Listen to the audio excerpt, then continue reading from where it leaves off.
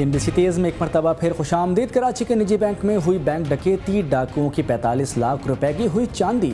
कराची में मुसल्लह मुलजिमान निजी बैंक से 45 लाख रुपए से ज़ायद लूट कर फरार हो गए। पुलिस के मुताबिक कराची के इलाके डिफेंस फेज़ 2 में निजी बैंक में 4 मुलजिमान दाखिल हुए। उन्होंने सिक्योरिटी गार्ड से असलहा छीन लिया और अमली समेत बैंक में मौजूद तमाम अफराद को यरगमाल बना लिया। ताहम डाकुओं के रकम ले उड़ने के बाद पुलिस और रेंजर्स मौके पर पहुँच गई।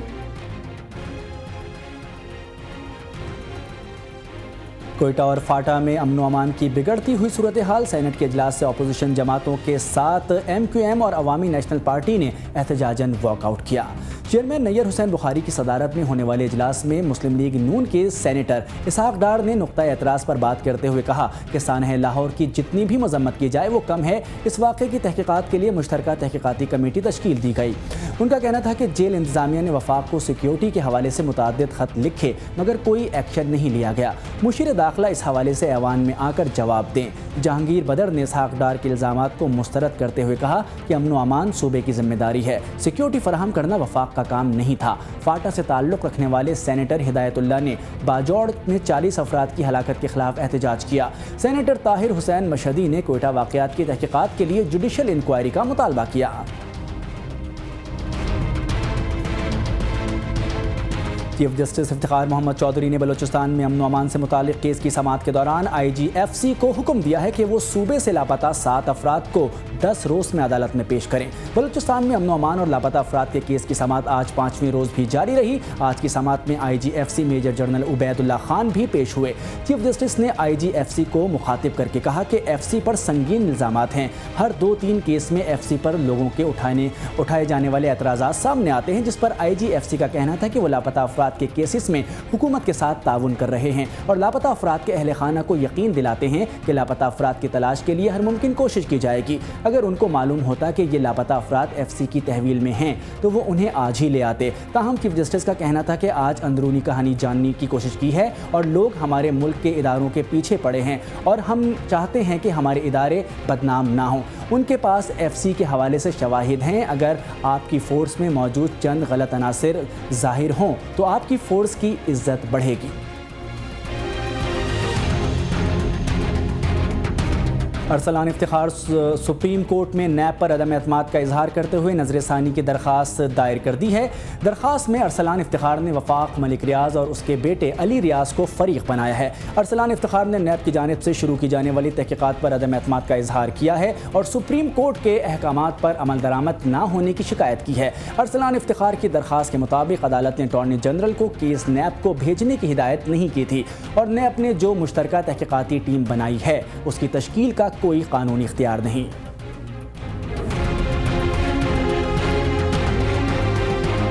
नेशनल बैंक मुलाजमीन के फंड्स में खुर्द-बुर्द से मुताल्लिक़ केस में अदालती हुक्म के बावजूद तफ्तीश में ताख़ीरी हरबे। सुप्रीम कोर्ट ने साबिक़ DG FIA फैयाज़ लगारी समेत डायरेक्टर FIA कराची मौज़म जा और दीगर को तौहीन अदालत के नोटिस जारी कर दिए। जस्टिस शाकिरुल्लाह जान की सरबराही में 3 रुकनी बेंच ने केस की समाअत की। नेशनल बैंक मुलाजमीन के वकील हशमत हबीब ने FIA की तफ्तीश में तशवीश का इजहार करते हुए कहा कि FIA ताख़ीरी हरबे इस्तेमाल कर रही है। अभी तक तफ्तीशी अमल मुकम्मल नहीं किया गया और ना ही किसी मुलजिम के खिलाफ कार्रवाई की गई है। इस पर एडिशनल डायरेक्टर कमर्शियल बैंकिंग ने अदालत को यकीन दिलाया है कि तफ्तीश जारी है और बाज़ मुलजिमान के खिलाफ तहकीकात की जा रही है। अदालत ने उनका बयान मुस्तरद करते हुए मुतल्लिक़ा अफसरान को शो कॉज नोटिस जारी करते हुए 31 जुलाई तक जवाब तलब कर दिया। सिंध में बल्दियाती निज़ाम के मामले पर मुशावरत है जारी। आज फिर मिल बैठेंगे इत्तेहादी। वज़ीर आला हाउस कराची में गुज़िश्ता रोज़ होने वाले इजलास में पीपल्स पार्टी MQM के रहनुमाओं ने सिंध में नए बल्दियाती निज़ाम के मुसव्वदे पर गुफ्तगू की। ज़राए के मुताबिक इजलास में सिंध पुलिस को शहरी हुकूमत के सरबराह के ताबे करने की तजवीज़ पर डेडलॉक हुआ। पीपल्स पार्टी का मौक़िफ़ है कि पुलिस शहरी हुकूमत की बजाय सूबाई हुकूमत के ताबे होनी चाहिए। ताहम MQM ने पुलिस को शहरी हुकूमत के सरबराह के मातहत करने की तजवीज़ पेश की है। वज़ीर बल्दियात सिंध आगा सिराज दुरानी का कहना है कि नए बल्दियाती निज़ाम की तैयारी में सिंध की दोनों बड़ी इत्तेहादी जमातें संजीदगी से काम कर रही हैं। कोर कमेटी का इजलास आज दोबारा होगा। غلطی سے لائن آف کنٹرول پار کرنے والے بھارت میں داخل ہونے والے پاکستانی فوجی واپس کر دیا گیا ہے۔ بھارت نے کشمیر میں کنٹرول لائن پار کر جانے والے پاکستانی فوجی کو واپس بھجوا دیا ہے۔ وادی کشمیر کے پونچھ سیکٹر میں گزشتہ روز ایک پاکستانی فوجی غلطی سے کنٹرول لائن پار کر گیا، جسے بھارتی اہلکاروں نے تحویل میں لے لیا تھا۔ عسکری ذرائع کے مطابق اس معاملے پر کنٹرول لائن پر متعین پاک بھارت افواج کے اعلیٰ عہدیداروں کی فلیگ میٹنگ ہوئی، جس کے بعد اس پاکستانی فوجی کو واپس بھیج دیا گیا ہے۔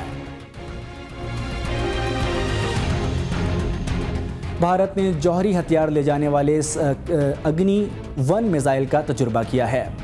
بھارتی ذرائع ابلاغ نے دفاعی ذرائع کے حوالے سے بتایا ہے کہ زمین سے زمین پر مار کرنے والا اگنی 1 میزائل 1 ٹن جوہری ہتھیار کو 700 کلومیٹر تک فاصلے پر اپنے ہدف تک پہنچا سکتا ہے۔ ذرائع کے مطابق یہ میزائل ریاست اڑیسہ میں ایک فوجی بیس سے فائر کیا گیا۔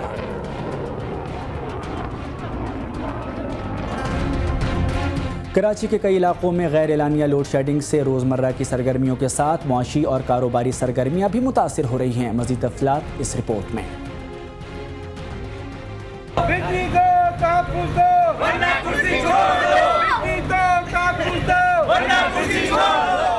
غیر اعلانیہ لوڈ شیڈنگ کے باعث کراچی کے مختلف علاقوں میں کاروبار کی تباہی تاجروں میں بے چینی کا سبب بن رہی ہے۔ کاروبار داؤ پر لگ جانے کے بعد چھوٹے تاجر سڑکوں پر آنے پر مجبور ہیں۔ ہم اوور ٹائم کے اوپر اپنے ملازمین کو ڈبل تنخواہیں دے کے کام کروانا چاہتے ہیں تو 7 بجے پھر لوڈ شیڈنگ ہو جاتی ہے، تو جس کی وجہ سے یہ پرنٹنگ کی صنعت جو ہے تباہ ہو رہی ہے۔ یہاں کے لوگ جو ہیں وہ فاقہ کشی کے مجبور ہیں، لوگوں کو نکال رہے ہیں، ملازمتوں نکال رہے ہیں اس لیے کہ وہ اخراجات پورے نہیں کر پا رہے ہیں۔ یہ پاکستان کو برباد کرنے کی سازش ہے۔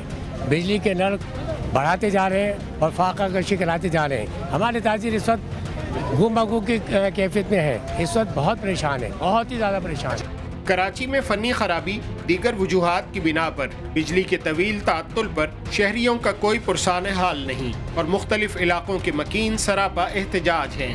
کراچی کے علاقے ناظم آباد، بلدیہ، رینچوڈ لائن، لانڈی، کورنگی، ملیر، شاہ فیصل کالونی، لیاری اور گلستان جوہر سمیت کئی علاقوں میں 8 سے 10 گھنٹے کی لوڈ شیڈنگ نے نظام زندگی کو مفلوج کر دیا ہے۔ مطلب یہاں ریزیڈنس بھی ہے، کمرشل بھی ہے، دونوں لوڈ ہیں۔ ریزیڈنس کا الگ ہونا چاہیے، کمرشل کا الگ ہونا چاہیے، مطلب لوڈ شیڈنگ سے ہٹ کے بھی جاتی ہے لائٹ۔ ایک طرف رمضان المبارک میں لوڈ شیڈنگ نہ کرنے کا اعلان کیا گیا ہے تو دوسری طرف رمضان سے قبل کراچی میں 6 گھنٹے اور اندرون سندھ 8 گھنٹے کی لوڈ شیڈنگ کا دورانیہ 12 سے 16 گھنٹے ہو چکا ہے۔ شہریوں کا کہنا ہے کہ رمضان المبارک میں لوڈ شیڈنگ کے فیصلے پر تو جب عمل ہو، لیکن حکومت اور متعلقہ ادارے طویل دورانیے کی لوڈ شیڈنگ کر کے رمضان کا قرض اس مبارک ماہ سے پہلے چکانا چاہتے ہیں۔ کیمرہ مین شہزاد احمد کے ساتھ SM امین شاہ، CNBC پاکستان، کراچی۔ دنیا بھر میں جہاں بھی بدھا کا نام آتا ہے تو ذہن میں گندھارا تہذیب بھی آتی ہے، اور یہ دونوں چیزیں آئیں تو یہ کیسے ہو سکتا ہے کہ ٹیکسلا یاد نہ آئے؟ لیکن یہ کیا ٹیکسلا کے مشہور عجائب گھر میں تو بجلی ہی نہیں؟ دیکھتے ہیں گلمینی سیٹھے کی یہ خصوصی رپورٹ۔